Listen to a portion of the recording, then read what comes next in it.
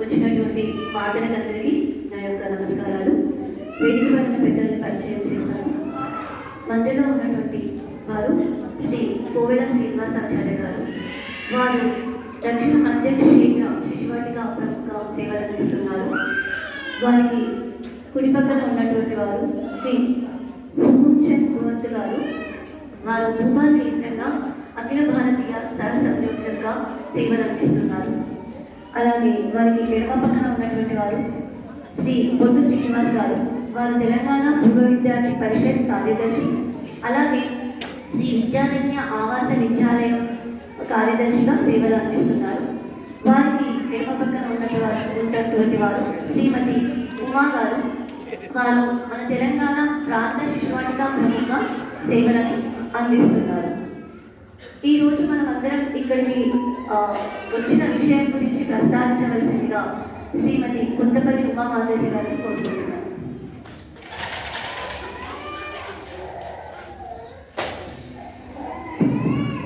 అందరికీ నా నమస్కారం.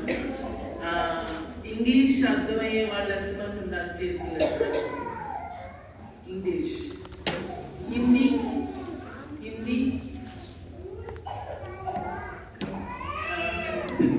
So mostly Telugu.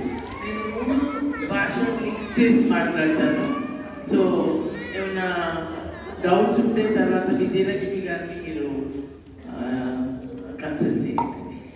Just it side ఉన్నాడు 1 year, అప్ టు 1 year పిల్లలు మాతారు, అక్కడ 2 year పిల్లలు మాతారు, అండ్ ఇక్కడ 3 year పిల్లలు మాతారు. సో ఈ 0 to 3 years మాతలు ఎస్పెషల్గా ఎందుకు పిలిచామంటే ఈ శిక్షణ, education for the child is ఇంట్లో జరుగుతుంది. ఎడ్యుకేషన్ ఎప్పుడు మొదలవుతుంది పిల్లలకి? ఎప్పుడు మొదలవుతుంది? మీరు చెప్పండి, మీకు తెలిసింది చెప్పండి. ఎడ్యుకేషన్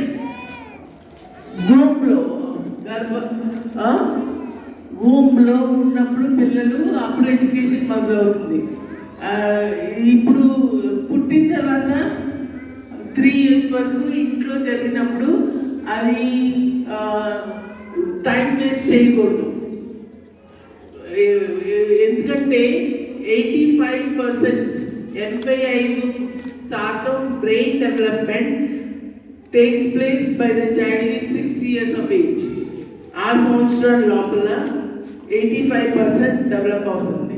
అంటే అట్లీస్ట్ 50% అనుకోండి, 40% of the brain development takes place when the child is 0 to 3 years. అప్పుడు స్కూల్కి వెళ్తారు కదా, ఇంట్లోనే ఉంటారు కదా, అప్పుడు ఎవరు ఎడ్యుకేట్ చేస్తారు పిల్లల్ని? ఎట్లా చేయాలి, ఎంతవరకు చేయాలి, ఏం హెల్ప్ చేయాలి, ఏం సపోర్ట్ చేయాలి, అది మనం అర్థం చేసుకోవాలి. మీరు పిల్లలకి మాట్లాడుతూ నేర్పిస్తారా? పుట్టిన తర్వాత పిల్లల్ని మాట్లాడుతూ నేర్పిస్తారా? ఎట్లా నేర్పిస్తారు? Help and support. నాలుగు పట్టుకుని ఇట్ట పైకి కిందకి వేసి చేయదు కదా, నడిచేటప్పుడు కాలు పట్టుకుని ఇట్ట చేయదు కదా. And all these things help and support ఇస్తాం మనం పిల్లలకి. So they learn to walk. What help, ఏమి హెల్ప్, ఏమి సపోర్ట్ పేరెంట్స్ ఇవ్వాలి, మదర్స్, మెయిన్లీ మదర్స్ ఇవ్వాలి, అది మనం తెలుసుకోవాలి. ఇంట్లో ఈ 0 to 3 years ఇంట్లో ఉన్నప్పుడు ఏం యాక్టివిటీస్ చేయించాలి? ఇంట్లో చేయించవచ్చు యాక్టివిటీస్, చాలా చేయించవచ్చు. We should not waste that 85% of brain development which is going to take place, half 50% is going to take place at home. మన స్కూల్కి వెళ్ళాక స్కూల్ టీచర్తో పాటు ఇంట్లో కూడా చేయాలి. 6 years లోపల 85% డెవలప్. సో ఆ యాక్టివిటీస్ ఏదైతే చేయాలి, ఏమి హెల్ప్, ఏమి సపోర్ట్ చేయాలి, ఎట్లా ట్యాకిల్ చేయాలి, ఏమైనా కౌన్సిలింగ్ ఉంటే 1-to-1 basis కౌన్సిలింగ్ కౌన్సిలర్ దగ్గరికి వెళ్ళాలి. కౌన్సిలర్ అంటే స్కూల్లో కౌన్సిలర్ ఉంటారు, academic counsellor. So they will psychiatrist, psychologist. So వాళ్ళ దగ్గరికి వెళ్తే తెలుస్తుంది. సో వాట్ ఆల్ టిప్స్ ఉంటాయి, ఆయుర్వేదిక్ డాక్టర్స్ ఇవన్నీ tips. So we have to take care of that. ఇంకొకటి, మెనీ పేరెంట్స్ 3 years నర్సరీ స్కూల్కి వెళ్ళినప్పటే మా పిల్లలు రాయట్లేదు, మా పిల్లలు పెన్సిల్ ఏం హోంవర్క్ ఇవ్వట్లేదు, మీరు ఏమి చేయట్లేదు. That's not. ఎందుకంటే పెన్సిల్ పట్టుకునే ముందు there are so many activities to be done. 4 fine motor skills, gross motor skills develop అవుతాయి. ఆ fine motor skills and gross motor skills develop అవుతే కానీ వాళ్ళు పెన్సిల్ పట్టుకునే ఎబిలిటీలో ఉండరు. ఆ కేపబిలిటీ రావాలి అంటే ముందు prior to writing, prior to holding pencil, there are so many procedure activities to be done, so many help to be done. So don't ask the teachers to give homework and don't insist that the child should write from nursery class. So there are so many activities and methods. Why should a child not be writing? And before writing, what should be done? There are many other things which a parent has to help the child in the development. And first and foremost, now I see everywhere I go, పిల్లలు ఏడుస్తే here mobiles are not allowed, so they are not giving the mobile, but they give the mobile to the child. 1-year-old child kuda, they don't know how to hold a pencil, but they know how to swipe the mobile. Please do not give mobiles to the children. And physical talking, physical interaction, physical communication is very important. Our physical communication is important. TV ముందు కూర్చుని cartoon పెట్టి conversation చూపెట్టి నేర్చుకుంటారు పిల్లలు అంటే అది possible కాదు. Only when there is two-way communication, two-way interaction, only then the child can learn. And please, for heaven's sake, do not give any mobiles. Take it as an order, not a request. I am telling you, take it that no mobile should be given to the children. And all communication, even the mothers also, most of the time they are on the mobiles. Please give time. When they are 0 to 3 years with you, utilize the time to educate, help by giving support and help in developing the hidden potential. There are so many things hidden in the child which has to be brought out. That hidden potential has to come out with the help and support given by the parent, especially the mother. How many agree that no mobiles will be given to the children? Mobiles ఇవ్వము పిల్లలకి. You don't agree అవునా? Mobiles ఇవ్వచ్చా ఇవ్వకూడదా? ఇవ్వకూడదు అన్నాడు, rice చేయండి hand. ఇవ్వము అన్నాడు, ఇవ్వము, మేము మొబైల్స్ ఇవ్వము. Very few are rising. Mobiles కడవనిస్తారా మొబైల్స్? ప్లీజ్ టెల్, మేము మొబైల్స్ ఇవ్వము పిల్లలకి. మేము రైట్ నర్సరీలో ఇన్సిస్ట్ చేయం. రైట్ నర్సరీ క్లాస్లో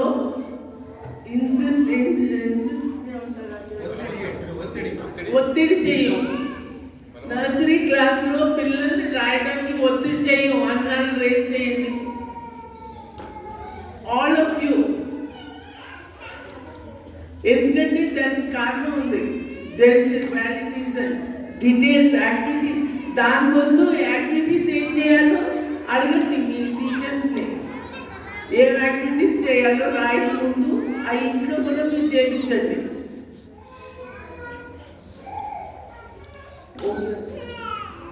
ఓకే, నమస్తే.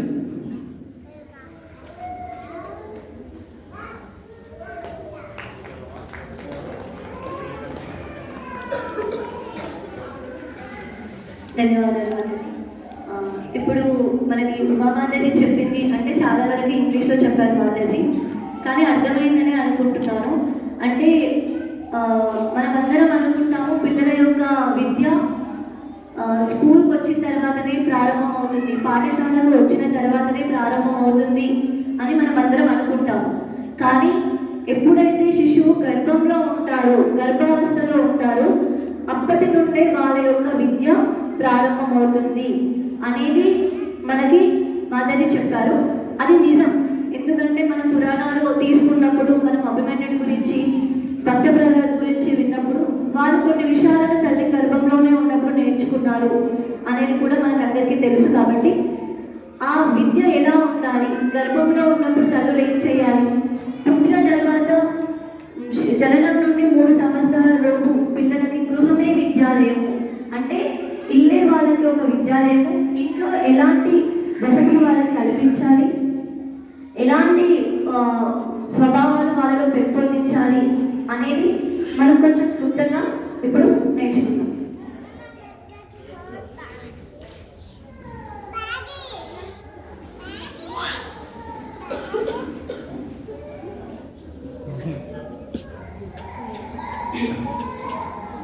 స్వతహా అనే శిశులకి మనం ఏం నేర్పించకుండానే వాళ్ళకి కొన్ని స్వభావాలు ఉంటాయి. పుట్టుకతోనే శిశువులకి కొన్ని స్వభావాలు ఉంటాయి. ముందు అసలు శిశువు గురించి మనం తెలుసుకోవాలి అని అనుకుంటే అక్కడ మనం శిశువులాగా మారాలి. తల్లిదండ్రులు కానీ ఇంట్లో ఉన్న పెద్దవాళ్ళు కానీ మీ పిల్లల్ని ఆడిపించేటప్పుడు కొన్ని పద్ధతులు పాటిస్తారు. అంటే మనం మాట్లాడే భాష కొంచెం కఠినమైన పదాలు వాళ్ళకు ఉపయోగించాం, వాళ్ళకి అర్థమయ్యే భాషలో, వాళ్ళకి అర్థమయ్యే పద్ధతిలో చెప్తూ ఉంటాం కొన్నిసార్లు. సో మనం శిశువుగా మారితే వాళ్ళని ఎలా మనం వృద్ధి చెందించాలి అనేది, వాళ్ళు స్వాభావిక స్వభావం ఏంటి అనేది మనకి తెలుస్తుంది. ప్రతి ఒక్క శిశువులో కొన్ని స్వభావాలు స్వతహా ఉంటాయి. వాళ్ళు పెరుగుతున్నప్పుడు వాళ్ళ వయసుని బట్టి ఒక్కొక్క స్వభావం వాళ్ళలో వికాసం చెందుతుంది.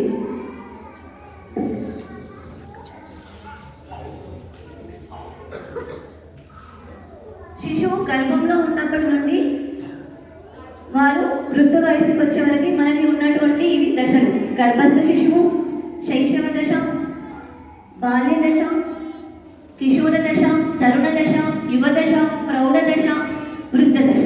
ఇక్కడ మనకి బాల్య దశ అంటే 3 సంవత్సరాల వరకు మన ఇంట్లోనే శిశువు ఉంటారు, వాళ్ళ ఇంట్లోనే శిశువు ఉంటారు. వాళ్ళకి ఎలాంటి వికాసాలు మనం అందచేయాలి, దానికి మన గృహ వాతావరణం ఎలా ఉండాలి అనేది మనం చూద్దాం. అయితే మనం గర్భం దాల్చిన దగ్గర నుంచి మన భారతీయ సనాతన ధర్మంలో 16 సంస్కారాలు అంటే 16 సంస్కారాలు ఉన్నాయి.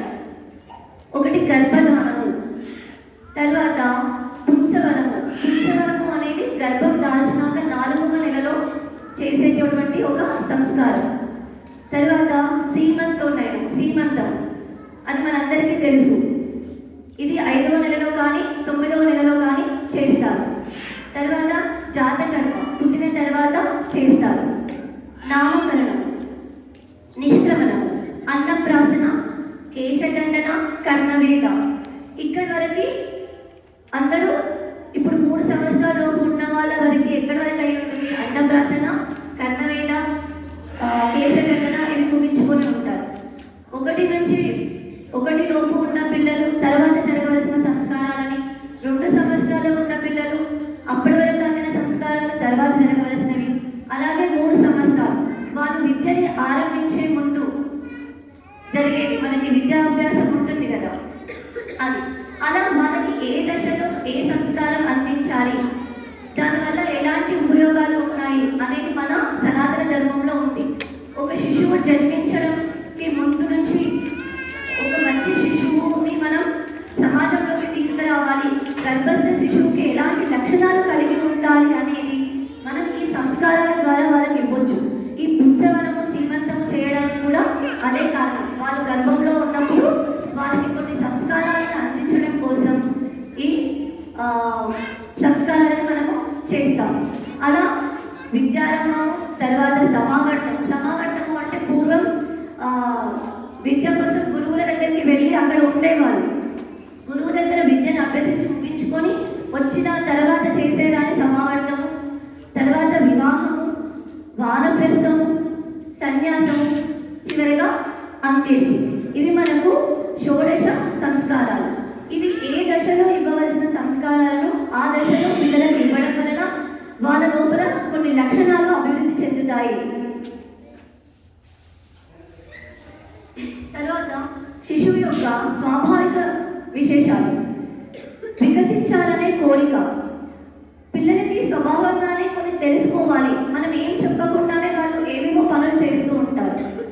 వాళ్ళకి వాళ్ళ లోపల ఉన్న అంతఃప్రేరణ ద్వారా ఇవి తెలుసుకోవాలి అని స్వాభావికంగా మనకు అనిపిస్తుంది కాబట్టి ఆ పనులను చేస్తూ ఉంటారు.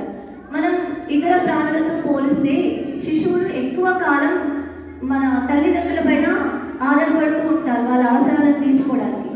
అంటే ఇప్పుడు పక్షులు అవి వాళ్ళ జీవనకాలం కొంతకాలం తొందరగా వృద్ధి చెందుతాయి. కానీ శిశువులు మాత్రం ఒక దశ వరకు నడవలేకపోవడం, అంటే మనం ఎత్తుకొని ఉంటాము, తినలేకపోవడం, తినిపిస్తాము. అంటే 3 సంవత్సరాల వరకు ఆల్మోస్ట్ వాళ్ళు తల్లి పైన ప్రతి పనికి ఆధారపడి ఉంటారు. తర్వాత కొద్దిగా నేర్చుకుంటూ ఉంటారు. అయితే చాలా పనులు ఎవరో నేర్పడం వల్లనో ఎవరో చూపించడం వల్లనో వాళ్ళు చెయ్యరు. వాళ్ళంతటా వాళ్ళు చేస్తూనే ఉంటారు. మీరు ఇంట్లో మీ పిల్లల్ని గమనించినప్పుడు ఏదో ఒక పని వాళ్ళు అసలు ఖాళీగా ఎక్కడ కూర్చోరు. ఎప్పుడు చూసినా ఏదో ఒకటి తీసుకోవడం, నోట్లో పెట్టుకోవడం. ఒక్కొక్క శిశువుకి ఒక్కొక్క రకమైన పని చేయడం వల్ల వాళ్ళు ఎంతో కొంత నేర్చుకుంటారు. ఈ నోట్లో పెట్టుకోవడం లేదా వస్తువులను మళ్ళీ మళ్ళీ చూడడం, చప్పుడు చేయడం, ఇలాంటి వాటి వల్ల వాళ్ళు స్వతహాగా కొన్ని విషయాలను నేర్చుకుంటారు, కొంత వృద్ధి చెందుతారు. అంతఃప్రేరణ. తాను వికాసం చెందడానికి అన్ని, అంటే వాళ్ళకి ఎవరో చెప్పరండి, లోపల ఒక శక్తి అంతఃప్రేరణ అనే ఉంటుంది. ఇది చెయ్యాలి, ఇది చెయ్యాలి, ఇది చెయ్యాలి అనిపిస్తుంది. కాబట్టి వాళ్ళు అంతఃప్రేరణ ద్వారానే చాలా పనులు చేస్తారు. ఆ పనుల ద్వారా వాళ్ళు కొంత విషయాన్ని నేర్చుకుంటారు. అయితే మనం వాళ్ళని చేస్తున్నారు, వాళ్ళు ఏదో ఒక పని చేస్తున్నారు, వాళ్ళని మనం దండించో తిట్టో ఆ చేయడం ఆపేస్తే వాళ్ళు నేర్చుకోవాలి అనే కోరిక అక్కడితో ఆగిపోతుంది. వాళ్ళు ఏదో ఆ పని చేయడం వల్ల ఏదో, అంటే వాళ్ళకి ఈ పని చేయడం వల్ల ఇది వస్తుంది అని వాళ్ళకి తెలియదు, చేస్తూ ఉంటారు, చేయడం ద్వారా నేర్చుకుంటారు. కాబట్టి వాళ్ళని దండించి తిట్టి ఆ పనులు చేయడం ఆపొద్దు. అలా ఆపడం వల్ల వాళ్ళు ఏం చేస్తారంటే ఆ నేర్చుకునే పద్ధతిని చేసేదాన్ని మానేస్తారు. అక్కడితో భయం వల్లనో ఇంకే దాని వల్లనో, అమ్మో ఇది చేస్తే నన్ను తిడతారు, కొడతారు అనే భయం వల్ల ఆ పని చేయడం ఆగిపోతుంది. దానితో వాళ్ళు నేర్చుకునే శక్తి కూడా ఆగిపోతుంది. వాళ్ళు ఏ పని చేస్తున్నా కూడా మనం ఎట్టి పరిస్థితుల్లో వాళ్ళని దండించి ఆపకూడదు. ఏది చేసినా వాళ్ళు ఎంతో కొంత దాని ద్వారా నేర్చుకుంటారు. తర్వాత మీరు ఇంట్లో చూస్తూ ఉంటారు కదా పిల్లల్ని, మీరు ఏదైనా చేస్తూ ఉంటే వాళ్ళు కూడా యాజిటీస్తో ఫాలో అవుతుంటారు. అనుకరణం అంటే మనం చేస్తున్నది చూసి వాళ్ళు కూడా అలాంటిదే సేమ్ చేస్తూ కూడా కొన్ని పనులు నేర్చుకుంటారు పిల్లలు. ఈ శిశు దశలో వాళ్ళకి బాల్య దశలో ఒక్కొక్కరికి కొన్ని ఒక్కొక్క ప్రవర్తన ద్వారా ఒక్కొక్క విషయాన్ని నేర్చుకుంటారు. కొన్ని అంతఃప్రేరణ ద్వారా నేర్చుకుంటారు, కొన్ని అనుకరణ ద్వారా నేర్చుకుంటారు. అంటే తల్లి, తండ్రి, తాతయ్య, నాన్నమ్మ వాళ్ళ ఇంట్లో ఏదైనా పనులు చేస్తుంటే సేమ్ యాజ్ ఇట్ ఈస్ వాళ్ళలాగానే రిపీట్ చేస్తూ ఉంటారు. మీరు కిచెన్లో వంట చేస్తుంటే పిండి తడుపుతుంటే వాళ్ళు కూడా పిండి తీసుకొని తడపడము, లేదంటే గిన్నెలు తీసుకొని ఆడుకోవడము, దాని ద్వారా వాళ్ళు ఎంతో కొంత నేర్చుకుంటారు. ఆ నేర్చుకోవాలి అనే ఆశని, కోరికని మనం ఎట్టి పరిస్థితుల్లో కూడా పిల్లలకి దూరం చేయకూడదు. అలాగే ఈ శైవ దశలో చిన్న పిల్లలుగా ఉన్నప్పుడు ఏ విషయమైనా సరే మాతృభాషలోనే చెప్పబడాలి. ఎందుకు మాతృభాషలోనే చెప్పబడాలి? మాతృభాష అంటే పిల్లలకి గర్భంలో ఉన్నప్పుడే మాతృభాషతో సంబంధం ఏర్పడుతుంది. వాళ్ళు బయట తల్లి, తండ్రి, కుటుంబ సభ్యులు మాట్లాడుకునే విషయాలను వినగలుగుతారు. పిల్లలు పుట్టినాక మొదటగా గొంతు గుర్తించేది అమ్మ, తర్వాత నాన్న, తర్వాత ఇంట్లో వాళ్ళు. ఎందుకు అంటే వాళ్ళకి మాటలు అవన్నీ ఏం రాకపోయినా మనం పిలవగానే మన సైడ్ మళ్ళీ చూడడం ఏదో చేస్తుంటారు. మాతృభాష, వాళ్ళకి మాతృభాషతో ముందే సత్సంబంధం ఉంటుంది. కాబట్టి మాతృభాషలో చెప్తే వాళ్ళు త్వరగా అర్థం చేసుకోవడానికి, నేర్చుకోవడానికి ఎక్కువ అవకాశాలు ఉంటాయి. తర్వాత మనం ఇంట్లో ఉన్న మన ఇంటి వాతావరణము పిల్లలలో మంచి లక్షణాలు ఏర్పడడానికి చాలా తోడ్పడుతుంది. వాళ్ళకి మంచి సంస్కారాలను ఇవ్వడానికి మన గృహ వాతావరణాన్ని ఏర్పరచుకోవాలి. అంటే మనం ఇంట్లో మాట్లాడే పద్ధతి, మనం చేసే కార్యకలాపాలు, వాటి ద్వారా పిల్లలు అనుకరిస్తారు, చూస్తారు, వింటారు, ఇంట్లో నుంచే నేర్చుకుంటారు. కాబట్టి ఇంటి వాతావరణం వాళ్ళకి మంచి సంస్కారాలను అందించే విధంగా రూపొందించుకోవాలి. పిల్లలకి ఎప్పుడు ఏదో ఒకటి తెలుసుకోవాలనే కోరిక ఉంటుందండి. ఎప్పుడు చూస్తున్నారు కదా, ఏదో ఒకటి చేస్తూనే ఉంటారు. అంటే అది చెయ్యడం వాళ్ళకి ఏదో ఒకటి చెయ్యాలి, ఏదో తెలుసుకోవాలి, అక్కడ ఏముంది, ఇక్కడ ఏముంది, దాని ద్వారా ఇది చేస్తే ఇది అవుతుంది అని వాళ్ళు లాభం గురించి, దాని ద్వారా వచ్చే దాని గురించి ఆలోచించరు. వాళ్ళు చేస్తూ చేస్తూ నేర్చుకుంటారు. వాళ్ళకి చెయ్యాలి అనే కోరిక ఎక్కువగా ఉంటుంది. కాబట్టి మళ్ళీ ఇంకొకటి రిపిటేషన్ ఆఫ్ ద థింగ్స్, అంటే చేసిన పనిని మనం ఆపుతుంటాము కానీ మళ్ళీ మళ్ళీ చేస్తుంటారు.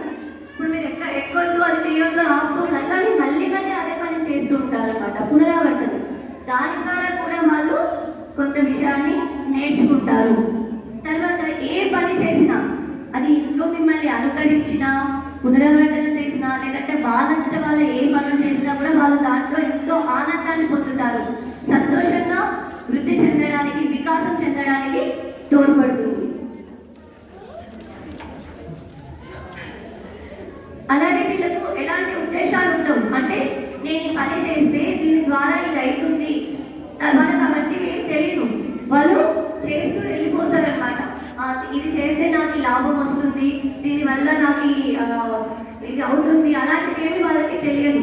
వాళ్ళకి తెలిసిందల్లా వాళ్ళు ఒక పనిని చేస్తూ ఉండడం, నేర్చుకుంటూ ఉండడం, నేర్చుకోవాలనే కోరిక ఎక్కువగా ఉండడం వల్ల చిన్నపిల్లలు ఇలాంటి పనులను ఎక్కువగా చేస్తూ ఉంటారు. అయితే ఇప్పుడు మనం చూస్తున్నాం, మీరు వచ్చి కూర్చోబెట్టుకున్నారు. ఎవరైనా కాసేపు మీ దగ్గర కూర్చుంటున్నారా? స్థిరంగా ఒక చోట కూర్చోలేరు పిల్లలు, ఎప్పుడు తిరుగుతూనే ఉంటారు.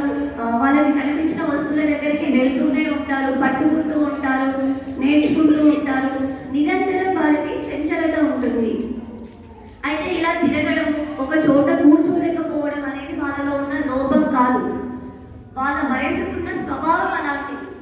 ఆ వయసులో పిల్లలు అలా చెయ్యాలి, అది స్వభావం. కాబట్టి వాళ్ళు ఒక చోట కూర్చోలేరు, ఒక చోట స్థిరంగా ఉండలేరు, నిరంతరం తిరుగుతూ అనేక విషయాలను గమనిస్తూ నేర్చుకుంటూ ఉంటారు. అయితే ఇప్పుడు పిల్లలు ఏదైనా విషయాన్ని నేర్చుకోవాలంటే వాళ్ళకు ముఖ్యంగా 2 వికాసాలు చెందాలి. ఒకటి జ్ఞానేంద్రియాలు, కర్మేంద్రియాలు. జ్ఞానేంద్రియాలు మనకందరికీ తెలుసు. జ్ఞానేంద్రియాలు క్రమంగా వికాసం చెందితేనే తర్వాత వాళ్ళకి చూపు కానీ వాళ్ళు ఏది నేర్చుకోవాలనుకున్నా కూడా జ్ఞానేంద్రియాల వికాసం ఎంత ముఖ్యమో, కర్మేంద్రియాలు అంటే 5 motor skills, gross motor skills అని అంటున్నాం కదా, వీటి యొక్క వికాసం ఖచ్చితంగా జరగాలి. ఇప్పుడు ఈ దశలో వాళ్ళలా తిరుగుతున్నారు, తిరగద్దు, ఆగండి, ఒక చోట కూర్చోండి మనం పట్టి కూర్చోబెడితే వాళ్ళ ఫిజికల్ డెవలప్మెంట్, ఫిజికల్ గ్రోత్ ఆగిపోతుంది. కాబట్టి అలా ఎలాంటి రిస్ట్రిక్షన్స్ పెట్టకుండా వాళ్ళని స్వతంత్రంగా స్వతగా నేర్చుకునేలాగా ఇంట్లో అలాంటి వాతావరణాన్ని తల్లిదండ్రులు అందించాలి. వాళ్ళతో ఎక్కువ సమయం గడపాలి. వాళ్ళు ఇంట్లో మిమ్మల్ని ఏదైనా అడిగినప్పుడు, అంటే ఇది చేస్తాం అమ్మ, పిండి కడుగుతున్నావు కదా నాకు ఇవ్వండి, లేదు నువ్వు కింద పడేస్తావు, వద్దుకో అంటే దాని ద్వారా చెందాల్సిన వికాసం అక్కడితో ఆగిపోతుంది. ఇప్పుడు పిండి కలపడం మనకు అందరికీ తెలుసు, దాని ద్వారా పిల్లల్లో ఏం వికాసం చెందుతుంది? వాళ్ళు ఫింగర్స్ని పట్టుకొని ఇలా కలిపినప్పుడు ఈ 5 మోటార్ స్కిల్ డెవలప్మెంట్ జరుగుతుంది. సో స్కూల్కి వచ్చిన తర్వాత పెన్సిల్ పట్టుకోవడం, ఇప్పుడు చెప్పారు ఇందాకనే, నర్సరీలో వ్రాత ఉండకూడదు.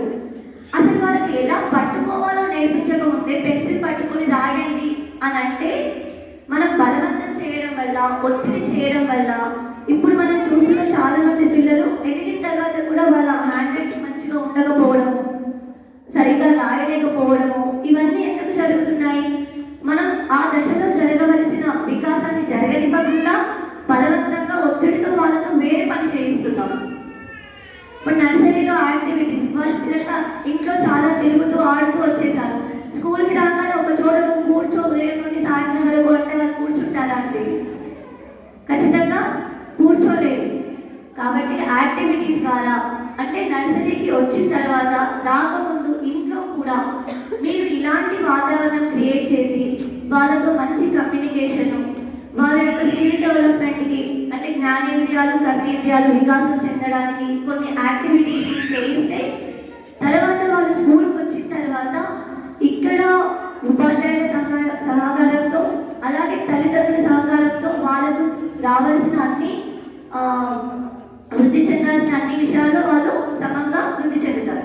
అయితే ఏ వయసు వారికి ఎలాంటి యాక్టివిటీస్ ఇవ్వాలి, ఎలాంటి క్రియాకలాపాలు చేయించడం వల్ల ఆ వయసులో వాళ్ళకి మంచి వికాసం జరుగుతుంది అనేది మనం ఇప్పుడు కొన్ని యాక్టివిటీస్ ద్వారా నేర్చుకుంటాం.